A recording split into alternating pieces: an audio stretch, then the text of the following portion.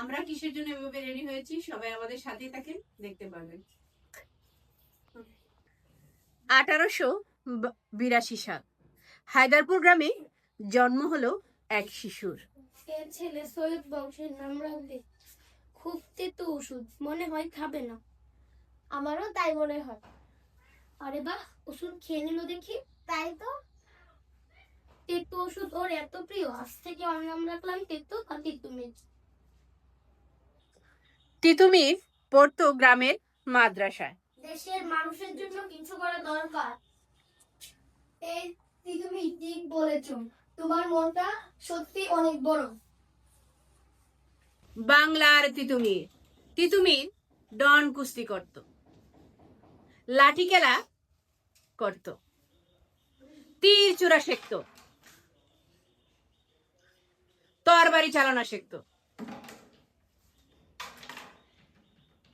দেশের টাকায় আমরা ধনী হইব। অন্যদিকে ছিল জমিদারের অত্যাচার।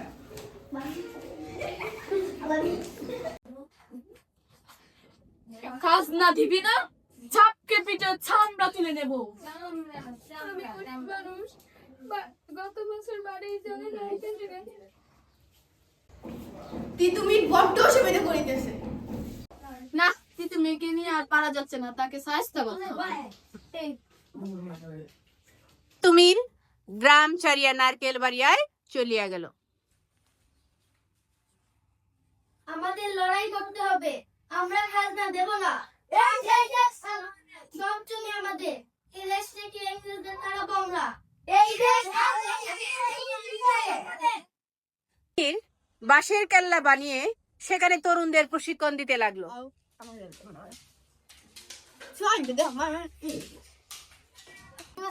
ম্যাজিস্ট্রেট আলেকজান্ডারকে পাঠানো হলো তিতুমিরকে দমন করার জন্য, কিন্তু তিনি সৈন্য নিয়ে পালিয়ে গেলেন।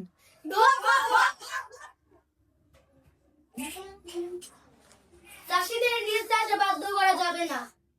তিতুমির কয়েকটা নীলকুঠি দখল করে নিলেন। 1831 সালে লর্ড ব্রেকিং বিশাল সেনা বহর পাঠালেন তিতুমিরকে শায়েস্তা করার জন্য। আমাদের সামনে ওরা দাঁড়িয়ে পারিবে না।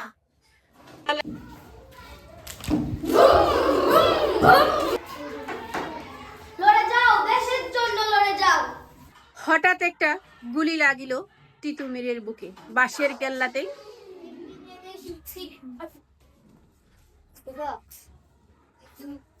তিতুমিরের প্রাণ গেল বাঁশের কেল্লাতে। তিতুমিরের অনেক সঙ্গীকে বন্দী করা হলো।